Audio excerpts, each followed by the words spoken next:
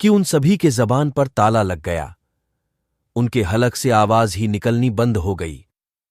उन्होंने देखा जैसे ही दैत्य बीस्ट की हथेली विराट को लगने ही वाली थी, तभी विराट ने थोड़ा राइट टर्न लेकर एक जंप लगाई और अपना छोटा सा मुक्का उसकी छाती में मारा।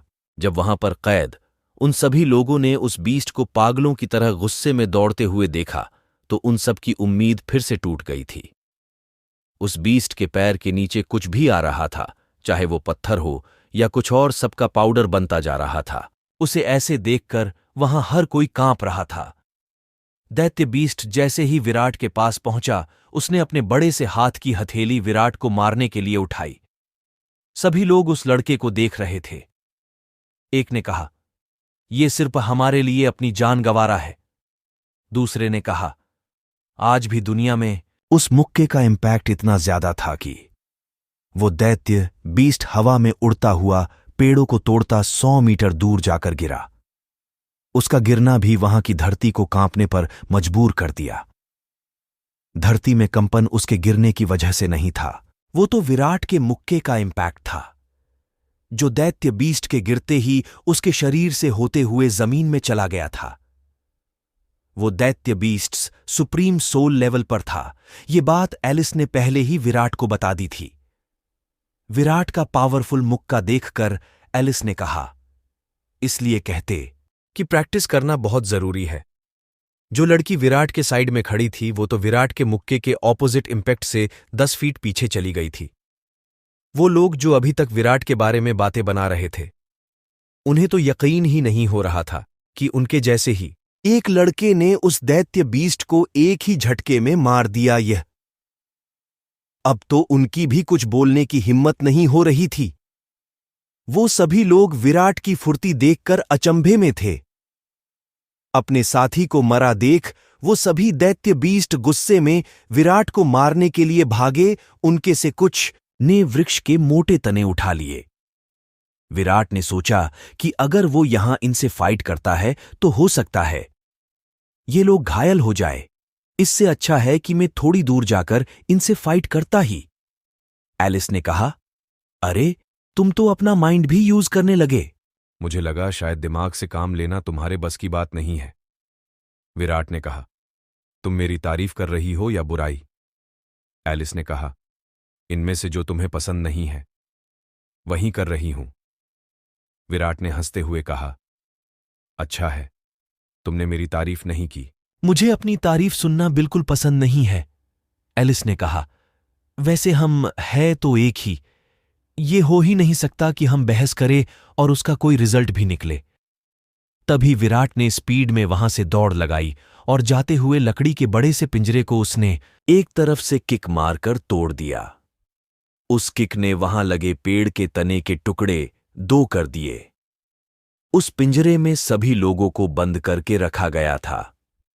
उसके बाद वो उनसे 1 किलोमीटर दूर निकल गया।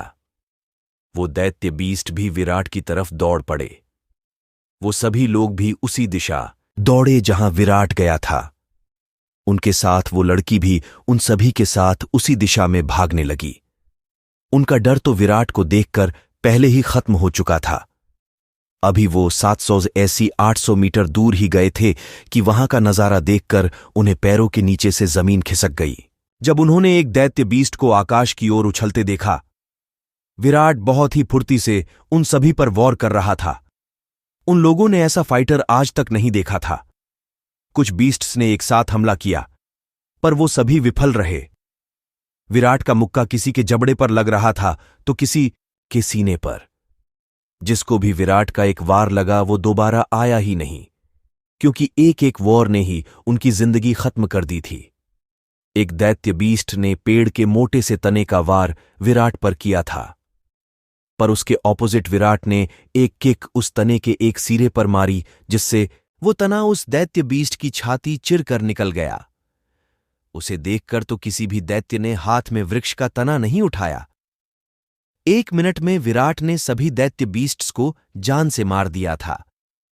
उन लोगों ने जो कैद में थे, ऐसा कुछ देखना तो दूर, कभी ऐसे नजारे के बारे में सुना ही नहीं था। उन्हें यह भी लग रहा था कि वो ह्यूमन बीइंग ही नहीं है, इतना पावरफुल कोई कैसे हो सकता है? उन सभी में से एक ने कहा, हमें यहां से निकलने का रास्ता नहीं पता। क्या तुम यहां से निकलने में हमारी हेल्प कर सकते हो? विराट ने एलिस से पूछा, क्या तुम यहां से निकलने का रास्ता बता सकती हो? एलिस ने कहा, जो आप कहे। उसके बाद विराट ने हां में सिर हिलाया और उन्हें अपने पीछे आने को कहा। रास्ते में चलते समय जिस लड़की को विराट ने सबसे पहले बचाया था, उसने पूछा, तुम कौन हो और कौन से कैंपस से हो? पर विराट कुछ नहीं बोला। एक ने पूछा, तुम कौन से लेवल पर हो? किसी ने पूछा, तुम्हारी स्पीड इतनी ज्यादा कैसे है? एक और ने कहा, तुम्हारा नाम क्या है?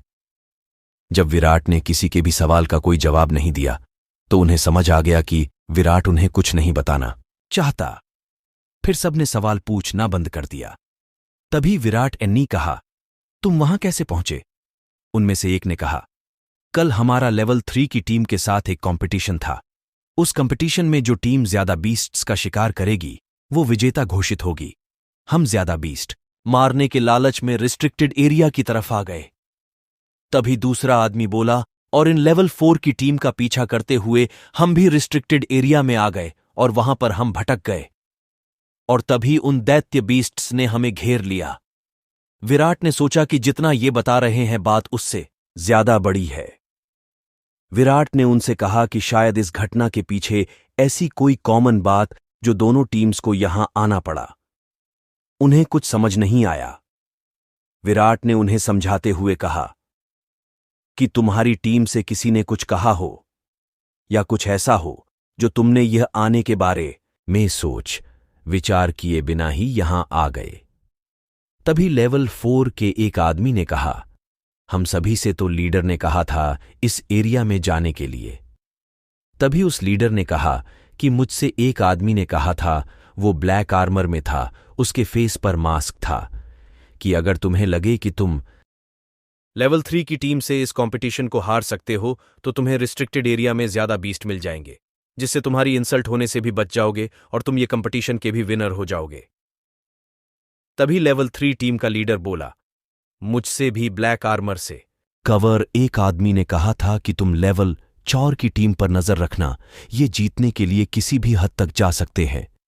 अगर तुम उनकी टीम पर ध्यान दोगे तो तुम्हें उनकी स्ट्रैटेजी का भी पता चल जाएगा और हो सकता है तुम अपनी स्ट्रैटेजी बनाकर यौवन से एक कदम आगे भी निकल जाओ। फिर तुम इस कंपटीशन के विनर तो बनोगे ही और तुम्हें नई पहचान मिलेगी, वो अलग। इस वजह से हमने इनका पीछा किया था। बात करते करते सभी कैंपस के पास पहुंच गए थे। विराट ने उनकी बात सुनकर कहा, तुम सभी का माइंड डाइवर्ट करके तुम्हें फंसाया गया था। अब तुम्हें कैंपस में मिलिट्री को उस आदमी के बारे में बताना है और सभी लोगों से कहना कि वो सतर्क रहे। इतना कहकर जैसे ही विराट टट जाने के लिए मुड़ा, उस लड़की ने फिर से कहा, अपना नाम तो बता दो। विराट ने एक ही वर्ड बोला, ड्यूक। विराट इतना बोलते ही वहां से एकदम इनविजिबल हो गया था। कौन था ब्लैक आर्मर वाला आदमी? किसने इन दैत्य बीस्ट्स को बनाया था? आखिर विराट कैसे इनविजिबल हो गया था? आखिर कहां पर होगा विराट? आगे जानने के लिए जुड़े रहिए हमसे। विराट जैसे ही वहां से जाने के लिए मुड़ा, उस लड़की ने फिर से कहा, अपना नाम तो बता दो।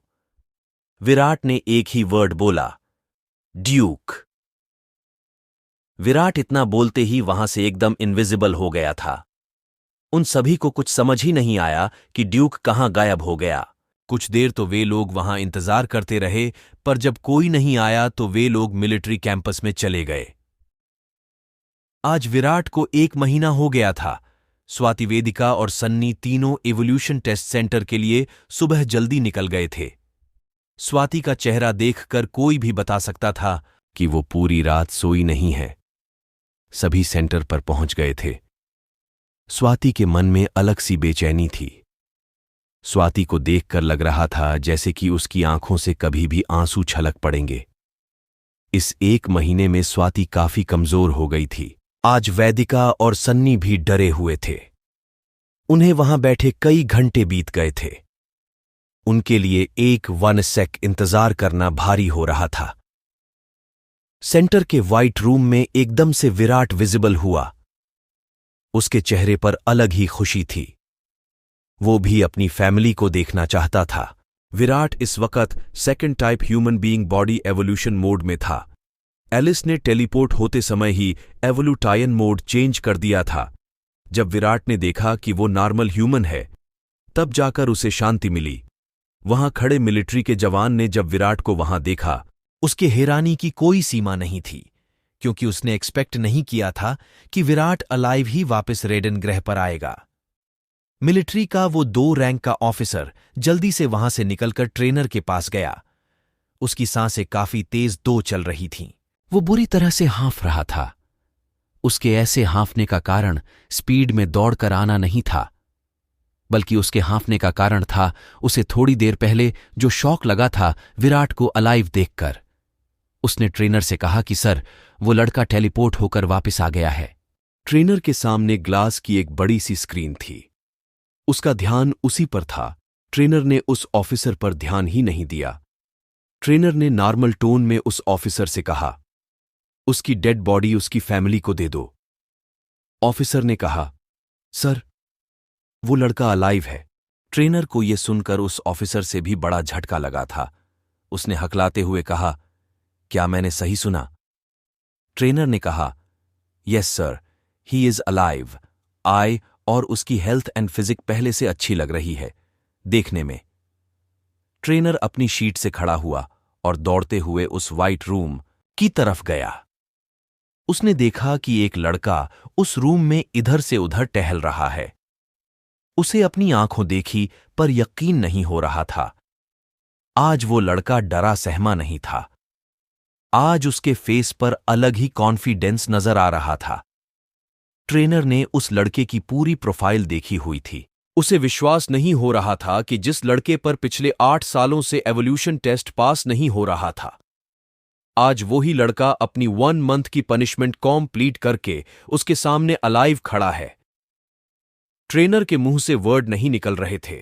ट्रेनर ने कहा, मिस्टर विराट, आपसे मिलकर अच्छा लगा। मैंने उम्मीद नहीं की थी कि आपसे दोबारा मुलाकात होगी। विराट ने कहा, उम्मीद तो मैंने भी नहीं की थी कि मैं इस घटियाओं सी जगह पर दोबारा आऊंगा। विराट ने तंज कसते हुए ट्रेनर से कहा, क्योंकि विराट को भी उसकी बात बिल्कुल पसंद नहीं आई थी। विराट ने उससे कहा, वैसे आपने तो शायद सोचा था कि मेरी डेड बॉडी ही वहां से वापस आएगी। ट्रेनर ने विराट से कहा, मेरे कहने का मतलब शायद आप कुछ गलत समझ गए। ट्रेनर मन ही मन सोच रहा था कि क्या उसके सामने वो ही डरा सहमा सा लड़का खड़ा था, जो 1 महीने पहले तक किसी को नजर उठाकर देखने से भी डर रहा था। विराट ने कहा, सर, क्या मैं अब अपने घर जा सकता हूं? ट्रेनर ने कहा, अभी कुछ फॉर्मेलिटीज पूरी करनी है, उसके बाद तुम जा सकते हो। कि क्या उसके सामने वो ही डरा सहमा सा लड़का खड़ा था, जो 1 महीने पहले तक किसी को नजर उठाकर देखने से भी डर रहा था। विराट ने कहा, सर, क्या मैं अब अपने घर जा सकता हूं? ट्रेनर ने कहा, अभी कुछ फॉर्मेलिटीज पूरी करनी है, उसके बाद तुम जा सकते हो। विराट ने कहा, मैं अपनी फैमिली से मिलना चाहता हूं, क्या आप उन्हें कांटेक्ट कर सकते हैं? ट्रेनर ने कहा, ठीक है, मैं आपकी फैमिली को कांटेक्ट कर दूंगा। विराट की फैमिली वेटिंग एरिया में बैठे इंतजार कर रहे थे। पूरे सेंटर में ये बात फैल गई थी कि वो लड़का जो एवोल्यूशन टेस्ट में फेल हो गया था, उसने अपनी पनिशमेंट पूरी कर ली है। लोग उसकी पनिशमेंट के बारे में ही बातें कर रहे थे। कोई कह रहा था, पता है, उसे 1 महीने के लिए पृथ्वी ग्रह पर छोड़ दिया गया था। दूसरे ने कहा, वो भी बिना किसी रीसो यूआरसीई के। और तुम्हें पता है, किंग्स लेवल के लोग भी उस ग्रह पर 1 रात सरवाइव नहीं कर सकते, और तो एवोल्यूशन टेस्ट भी क्लियर नहीं कर पाया था। एक ने कहा, उसने कैसे उस खतरनाक ग्रह पर अपने दिन बिताए होंगे। ये खबर पूरे सेंटर में आग की तरह फैल गई थी।